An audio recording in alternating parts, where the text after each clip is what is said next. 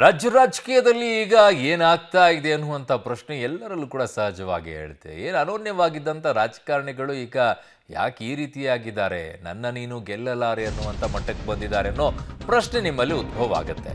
ರಾಜ್ಯದಲ್ಲಿ ಈಗ ಶುರುವಾಯಿತು ನನ್ನ ನೀನು ಗೆಲ್ಲಲಾರೆ ರಾಜಕೀಯ. ಕುಮಾರಸ್ವಾಮಿ ವರ್ಸಸ್ ಸಿದ್ದರಾಮಯ್ಯ. ಏನಾಗಿದೆ ಇಬ್ಬರ ನಡುವೆ? ಈಗ ಸಿದ್ದರಾಮಯ್ಯ ವಿರುದ್ಧ HDK ಮೂಡ ಅಟ್ಯಾಕ್ ಅನ್ನ ಮಾಡಿದ್ರು. ಏಕಾಂಗಿಯಾಗಿ ಅಖಾಡಕ್ಕಿಳಿದು ಸಿಎಂ ಸಮರವನ್ನ ನಡೆಸಿದ್ರು. HDK ವಿರುದ್ಧ ಮಿನಿಸ್ಟರ್ಸ್ ಟೀಮ್ ಅನ್ನ ಬಿಟ್ಟರು ಸಿದ್ದರಾಮಯ್ಯನವರು. ಕುಮಾರಸ್ವಾಮಿಯನ್ನ ಕಟ್ಟಿ ಹಾಕೋಕೆ ಕಾಂಗ್ರೆಸ್ನಿಂದಲೂ ಕೂಡ ರಣತಂತ್ರವನ್ನ ಮಾಡೋಕೆ ಮುಂದಾದರು. ಹಳೆ ಕೇಸ್ ಫೈಲ್ಗಳನ್ನ ಹಿಡಿದು ರಾಜಕೀಯ ದಾಳವನ್ನ ಶುರು ಮಾಡಿಕೊಂಡಿದ್ದಾರೆ. ರಾಜ್ಯದಲ್ಲಿ ಶುರುವಾಗಿದೆ ಈಗ ನನ್ನ ನೀನು ಗೆಲ್ಲಲಾರೆ ರಾಜಕೀಯ. ಸೊ ಹಾಗಾಗಿ ಈಗ ಒಬ್ಬೊಬ್ಬರು ಒಂದೊಂದು ಅಟ್ಯಾಕ್ ಅನ್ನ ಮಾಡೋಕೆ ರೆಡಿ ಮಾಡ್ಕೊಂಡಂಗಿದೆ. ಒಂದು ರೀತಿಯಾಗಿ ಚಕ್ರ ವ್ಯೂಹವನ್ನು ರಚನೆ ಮಾಡೋ ರೀತಿಯಲ್ಲಿ ನನ್ನನ್ನು ನೀನು ಅಟ್ಯಾಕ್ ಮಾಡಿದ್ರೆ ನಾನು ನಿನಗೆ ಚಕ್ರ ವ್ಯೂಹ ರಚನೆ ಮಾಡ್ತೀನಿ ಅಂತ. ಅದ್ರೊಳಗೆ ಸಬ್ಜೆಕ್ಟೇ ಏನಿಲ್ಲ, ನನಗೆ ಸಂಬಂಧ ಇಲ್ಲದೆ ಇರೋದು.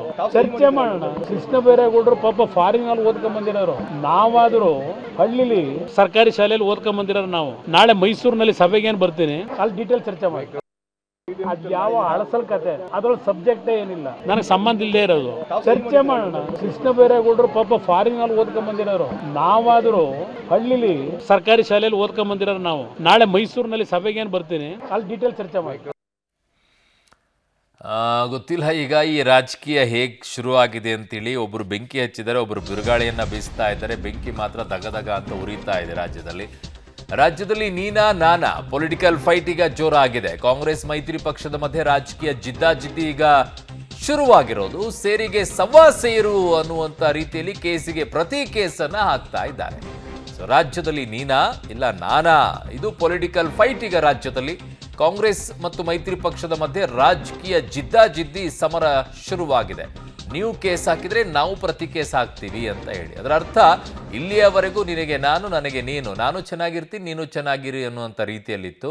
ಈಗ ನೀನು ಚೆನ್ನಾಗಿರಬಾರ್ದು ಅಂತ ಈ ಕಡೆಯಿಂದ ಪ್ರಯತ್ನ ಆದರೆ ನೀನೂ ಚೆನ್ನಾಗಿರಬಾರ್ದು ಅಂತ ಆ ಕಡೆಯಿಂದ ಪ್ರಯತ್ನ. ಇದು ಸದ್ಯದ ರಾಜಕೀಯ ಚಿತ್ರಣ. ಇವರ ರಾಜಕೀಯ ಮಧ್ಯದಲ್ಲಿ ಅಲ್ಲಲ್ಲಿ ಕಲ್ಲು ತೂರಾಟಗಳಾಗ್ಬಿಟ್ಟು ಜನ ಒದ್ದಾಡ್ತಾ ಇದ್ದಾರೆ. ಅದ್ರ ಬಗ್ಗೆ ಕೇಳೋರು ಯಾರು ಗೊತ್ತಿಲ್ಲ.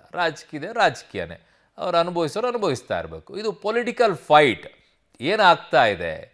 ಒಂದು ಮೂಡ ಪ್ರಕರಣ ಹಲವು ಹಳೆಯ ಕೇಸ್ಗಳನ್ನು ಮೇಲೆ ಎತ್ತಿ ಹೇಳೋಕೆ ಈಗ ದಾರಿಯನ್ನು ಮಾಡಿಕೊಟ್ಟಿದೆ. ಅವರು ಒಂದು ಅಸ್ತ್ರವನ್ನು ಪ್ರಯೋಗ ಮಾಡಿದರೆ ಇಲ್ಲಿ ಇನ್ನೊಂದು ಅಸ್ತ್ರವನ್ನು ಪ್ರಯೋಗ ಮಾಡ್ತಾರೆ. ಅವರು ಬೇರೆ ಅಸ್ತ್ರವನ್ನು ಹಿಂದೆ ಎಲ್ಲ ಮಹಾಭಾರತದಲ್ಲಿ ಕೇಳಿದ್ದೇವೆ ನಾವು. ಅಸ್ತ್ರ ಪ್ರಯೋಗ ಮಾಡಿದಾಗ ಈ ಅಸ್ತ್ರ ಪ್ರಯೋಗ ಮಾಡಿದರು ಅಂತ ಹೇಳಿ.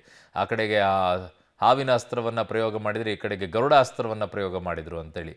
ಆಮೇಲೆ ಬ್ರಹ್ಮಾಸ್ತ್ರವನ್ನು ಅವರು ಪ್ರಯೋಗ ಮಾಡಿದರು, ಇವರು ಬ್ರಹ್ಮಾಸ್ತ್ರವನ್ನು ಪ್ರಯೋಗ ಮಾಡಿದರು. ಆಗ ಏನಾಗುತ್ತೆ, ಮನುಕುಲವೇ ಸರ್ವನಾಶ ಆಗುತ್ತೆ ಅಂತ ಹೇಳಿದರು. ಅದಕ್ಕೆ ಬ್ರಹ್ಮಾಸ್ತ್ರ ಪ್ರಯೋಗ ಮಾಡೋದನ್ನು ನಿಲ್ಲಿಸಿದರು. ಆದರೆ ರಾಜಕೀಯದಲ್ಲಿ ಹಂಗಲ್ವಲ್ಲ.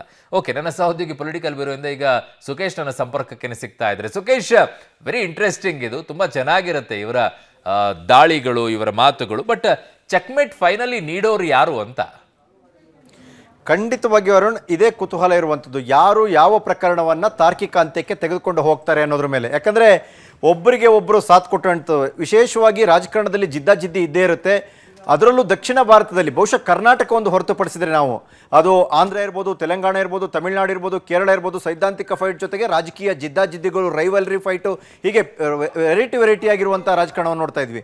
ಕರ್ನಾಟಕದ ಮಟ್ಟಿಗೆ ಚುನಾವಣೆ ಸಂದರ್ಭದ 4 ತಿಂಗಳಿನ ಅಬ್ಬರಿಸಿ ಬಬ್ಬಿರಿಯೋದನ್ನು ಬಿಟ್ಟರೆ ಮತ್ತೆಲ್ಲರೂ ಕೂಡ ಒಬ್ಬರ ಜೊತೆಗೆ ಮತ್ತೊಬ್ಬರು ಹೊಂದಾಣಿಕೆಯ ರಾಜಕಾರಣ, ಅಡ್ಜಸ್ಟ್ಮೆಂಟ್ ಪಾಲಿಟಿಕ್ಸ್ಗೆ ಮೊರೆ ಹೋದಂಥ ಪ್ರಕರಣಗಳೇ ಜಾಸ್ತಿ. ಹಾಗಾಗಿ ಬಹುತೇಕ ಪ್ರಕರಣಗಳಲ್ಲಿ, ಹಗರಣಗಳಲ್ಲಿ ತಲೆದಂಡ ಆದಂಥದ್ದು, ರಾಜೀನಾಮೆ ಕೊಟ್ಟಂಥದ್ದು ತೀರಾ ಕಡಿಮೆ ಅನ್ನುವಂಥದ್ದು ರಾಜ್ಯ ರಾಜಕಾರಣದಲ್ಲಿರುವಂಥ ರಾಜಕೀಯ ಸ್ಥಿತಿಗತಿ.